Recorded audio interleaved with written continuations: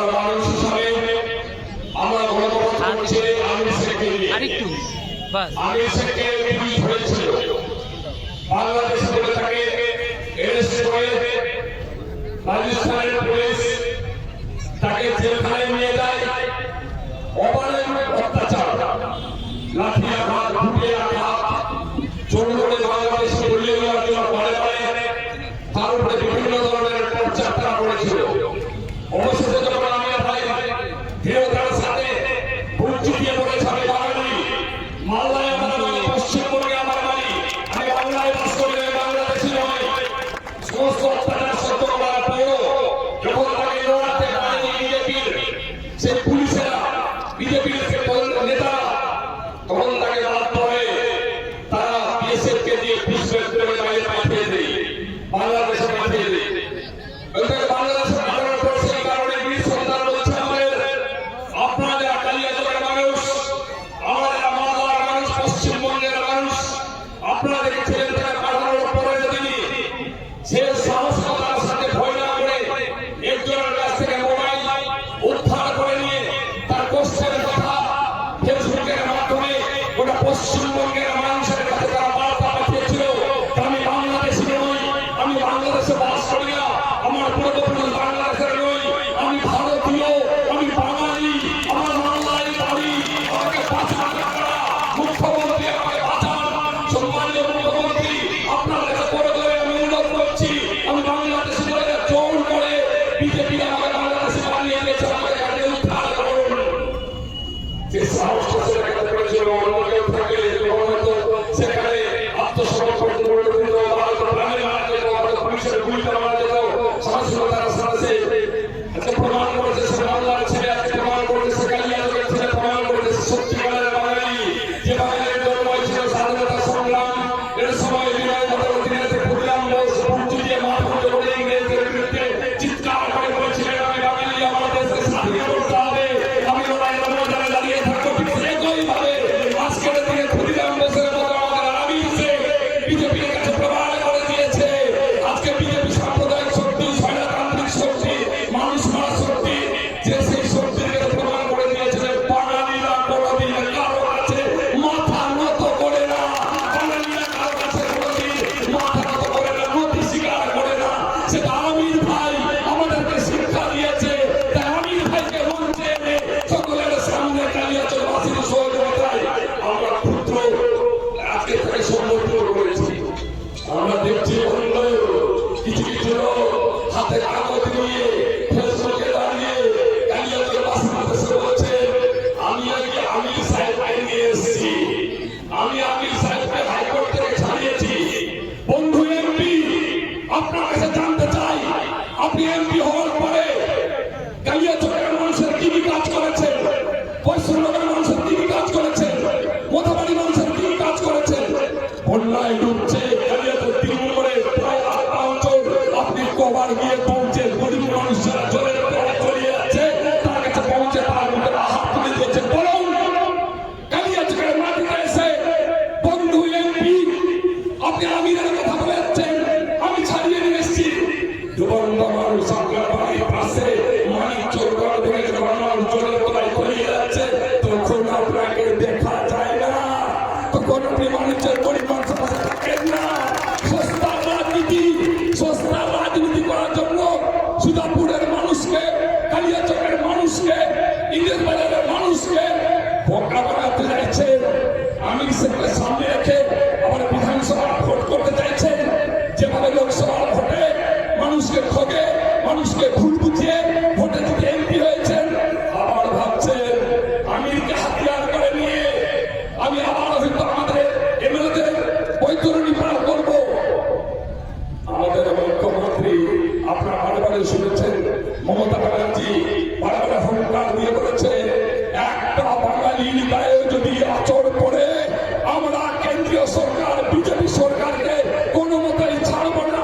বারে বারে তিনি বলছেন, আমির ভাইয়ের জন্য গোটা পার্টি, তৃণমূল কংগ্রেস, গোটা সরকার, মমতা ব্যানার্জি নিজে বারে বারে খোঁজ নিয়েছেন আমাদের মাইগ্রেন্ট লেবারের দেখাশোনা করেন সামরুল ভাই, যে সামিলুকে দিয়ে এমপি সাহেব তাকে দিয়ে পাওয়ার চেষ্টা করে কেন্দ্রীয় সরকারকে বাধ্য করে দিয়েছেন যে আমি সে যদি ঘুরে না আসে সেখান থেকে ফিরে না আসে তাহলে বৃহত্তর আন্দোলনের মধ্যে দিয়ে কেন্দ্রীয় সরকারের এই চেয়ার সেই চেয়ারের প্রত্যেকটা ভাগে ভেঙে দেওয়া হবে। মুখ্যমন্ত্রী ঘোষণা করেছেন, বাধ্য হয়েছে নির্লজ্জ কেন্দ্রে থাকা মোদী সরকার, বাধ্য হয়েছে নির্লজ্জ বিজেপিরা। তারা দেখেছে যদি আজকে এখানে আমির সিংয়ের বাড়ি এখানে তারা খোঁজ নিয়ে রেখেছে, তার পূর্বপুরুষরা দীর্ঘদিন ধরে কালিয়াচকের জালালপুরের মাটিতে তারা এখানে বসবাস করে। আজকে যদি আমির সিংকে ফেরত না নিয়ে আসি তাহলে মানুষের জনবিস্ফোরণ ঘটবে, সুজাপুরের মাটিতে বিস্ফোরণ ঘটবে, কালিয়াচকের মাটিতে বিস্ফোরণ ঘটবে, গোটায় এগারো পশ্চিমবঙ্গে বিজেপির রাস্তায় নাবুদ হয়ে যাবে। তাই তারা ভয়ে পা ধরে মোদীকে বলেছে আমির ভাইকে এনে দাও, না তো তৃণমূল কংগ্রেস আমাদেরকে ছাড়বে না, তৃণমূল কংগ্রেস আমাদেরকে খতম করে দেবে। তাই বাধ্য হয়ে কেন্দ্রীয় সরকার নির্লজ্জর মতো বেহায়ার মতো মুখে চুনকালি রেখে আমাদের আমির ভাইকে, আমাদের বীর সন্তানকে এখানে ফেরত নিয়ে এসছে। কোন এমপি নিয়ে আসেননি, ওরকম আমিও পকেট থেকে সাদা কাগজে বের করে দেখিয়ে দিতে পারি আমির ভাইকে আমি নিয়ে এসছি। ওটা একটা ভাউতাবাজি, একটা ঠগের জিনিস, মানুষকে প্রতারণা করার জায়গা।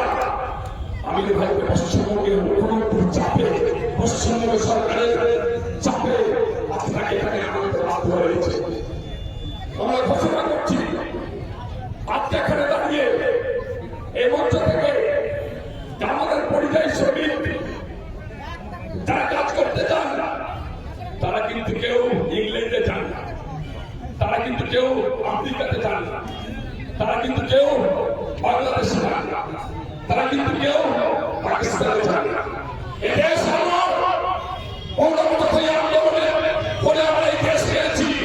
গুজরাট আমার, মহারাষ্ট্র আমার, রাজস্থান আমার, উড়িষ্যা আমার, বিহার আমার, উত্তরপ্রদেশ আমার, ছত্তিশগড় আমার। তোমার বাপের নয় যে তুমি হিসাব করবে উত্তরপ্রদেশ তোমার বাপের, আজকে তোমার ছত্তিশগড় তোমার বাপের, উড়িষ্যা তোমার বাপের, গুজরাট তোমার বাপের। সমস্ত রাজ্য ভারতবর্ষের কোনা কোনা আমাদের সমস্ত ভারতবাসী, আমাদের সকলে, আমরা প্রত্যেকটা মানুষ ভারতবাসী। তাই পশ্চিমবঙ্গের মানুষকে বাঙালি হিসাবে খুব খারাপ লাগছে। মালদার মানুষ বিশেষ করে, মুর্শিদাবাদের মানুষ বিশেষ করে, আজকে উত্তর দিনাজপুরের মানুষ বিশেষ করে আমরা খুব খারাপ বাংলা ভাষায় কথা বলি। তাই আমাদেরকে সহ্য হচ্ছে না, আমাদেরকে তাড়াতে হবে, ভাগাতে হবে। আমরা সব বাংলাদেশি, আমরা তো সব ভারতীয়, তোমরা সব আন্দোলন করে দেশ নিয়ে এসছো, আমরা বাইরে থেকে উড়ে এসে বসে গেছি। আমাদের এখানে পূর্বপুরুষরা স্বাধীনতার আগে থেকে এক একটা পরিবার সিঙ্গাপুরে আছেন, যাদের পরিবার 300 বছর ধরে এখানে বাস করে। তাকে বলছেন আপনার বাপের আপনাকে জন্ম সার্টিফিকেট দেখান। আমি বলেছিলাম একটা জায়গায় অনেকের গায়ে লেগেছিল, হ্যাঁ দেখাবো আমরা জন্ম সার্টিফিকেট। তাহলে মোদির বাবারও জন্ম সার্টিফিকেট দেখাতে হবে। আমরা বলেছিলাম অমিত শাহ বাবার সার্টিফিকেট দেখাতে হবে। বিজেপি যারা এখানে বাস করছেন তার বাবার সার্টিফিকেট দেখাতে হবে। 300 বছর আগে কি সার্টিফিকেটের ব্যবস্থা ছিল? অর্থাৎ ইচ্ছাকৃতভাবে এনআরসি চালু করার জন্য, ভুল পথে মানুষকে দেশ থেকে বিদখল করে দেওয়ার জন্য একটা ভিন্ন চক্রান্ত করছে বিজেপিরা। এই বিজেপির বিরুদ্ধে রুখে দাঁড়িয়েছেন মমতা ব্যানার্জি। মমতা ব্যানার্জির হাতকে শক্ত করতে হবে, মমতা ব্যানার্জির পাশে দাঁড়াতে হবে। আর যারা মানুষকে ঠকার রাজনীতি করছেন, আমার বিধানসভা ভোটে মানুষকে ভুল বুঝিয়ে ক্ষমতায় আসার শুধুমাত্র চক্রান্ত করছেন, তাদের বিরুদ্ধে দায়িত্ব নিতে হবে।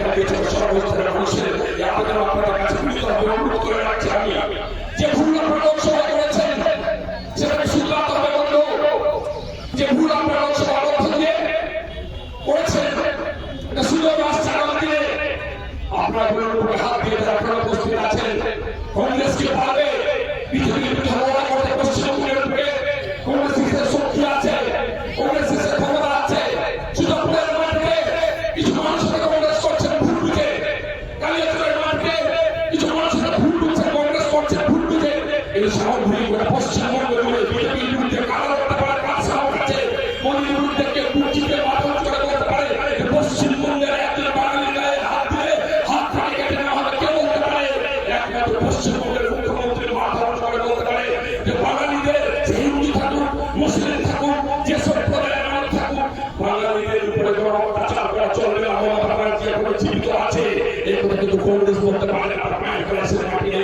আজকে সিপিএম কথা বলতে পারেন আপনি একটা সিট হারিয়ে দিবেন, তাতে দিয়ে মমতা ব্যানার্জিকে হারানো যাবে না।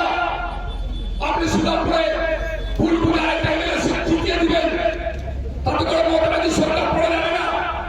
কিন্তু আমরা নিজেকে মির্জাপুরের মতো মনে হবে যে মমতা ব্যানার্জি আমাদের পাশে দাঁড়িয়ে বিজেপির বিরুদ্ধে লড়াই করছেন, যে মমতা ব্যানার্জি আমাদের সমস্ত ধরনের নিরাপত্তা দিচ্ছেন, যে মমতা ব্যানার্জি প্রতি পদে পদে বলছেন যে আমার রাজ্যে আমি কোনো রকমের সাম্প্রদায়িক দাঙ্গা হতে দেবো না, যে মমতা ব্যানার্জি আমাদেরকে বলছেন আমাদের রাজ্যে সাম্প্রদায়িক সম্প্রীতি বিরাজমান থাকবে, যে মমতা ব্যানার্জি বলছেন এখানে সংবিধানের মধ্যে দিয়ে পশ্চিমবঙ্গ চলবে, যে মমতা ব্যানার্জি বলছেন এখানে ধর্ম নিরাপত্তা থাকবে, যে মমতা ব্যানার্জি বলছেন সর্বস্ত সমস্ত মানুষের জাতপাতের ঊর্ধ্বে উঠে সমস্ত মানুষ আমি নিরাপত্তা দেবো, সে মমতা ব্যানার্জির সাথে মির্জাফর করা হবে বন্ধু। যদি আগামী বিধানসভা নির্বাচনে আবার ভুল করে যদি আমরা ভোটটা কংগ্রেসের পথে ফেলে দিই, সিপিএম এর পথে ফেলে দিই, তাহলে মমতা ব্যানার্জির সাথে আরেকবার মির্জাফরি করা হয়ে যাবে। তাই বুকে হাত দিয়ে রাতের ওপরে ঘুমাবেন, ঘুমাতে ঘুমাতে ভাববেন যে আমরা কাকে ভোটটা দিব। যে মমতা ব্যানার্জি আমাদের পাশে বসে সর্বদাই আমাদেরকে নিরাপত্তা দেওয়ার চেষ্টা করছেন, তাকে না কেন্দ্রে থাকা বিজেপি সরকার গতকালকে উত্তর প্রদেশে ফতেপুর তারাকে খেলিয়ে খান খান চুরমার করে দিয়েছে, তাকে ভোট দিব। যে কেন্দ্রে থাকা মোদী সরকার প্রতিনিয়ত এনআরসি ভয় দেখে আমাদেরকে ক্ষমতাচ্যুত করতে চাইছে, বিদেশি আখ্যায়িত করতে চাইছে, তাকে ভোট দেব। ঠিক করতে হবে বন্ধু। আপনাদের কাছে শুধু আমি আবেদন করবো, অনুরোধ রাখবো, আমি ভাইকে দেখে সিদ্ধান্ত হবে কি করে একজন জনতান্ত্র আমাদের ইন্ডিয়ান ভারতীয় যারা বাঙালি তাকে জোর করে পুষলেক করে ঠেলে দিচ্ছে বাংলাদেশে। কারণ আপনার বাড়ি আসতে পারে, কারণ আপনার ছেলেরা আসতে পারে, কারণ আপনার ভাইও আসতে পারে। যদি আমরা সোদাঙ্গা থাকি, মমতা ব্যানার্জিকে সমর্থন না করি, তাহলে কিন্তু বাঁচা মুশকিল হয়ে যাবে বন্ধু। আর বন্ধু বিজেপি তোমাকে বলে দিতে চাই, তুমি শুনে রাখো, সমস্ত মানুষ বাংলার তোমাকে বাংলাদেশি মনে হচ্ছে। আমরা যারা বাঙালি বাংলা ভাষায় কথা বলি, তোমার চোখে আমরা সবাই বাংলাদেশি।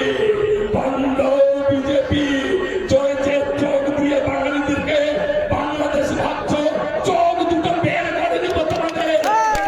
জেনে রাখো, বন্ধ করে দেওয়া হবে যাতে তোমরা বাংলাদেশি ভাবতে না পারো। এটা জেনে রাখো বন্ধু বিজেপি, হুঁশিয়ার করে দিচ্ছি তোমাদেরকে।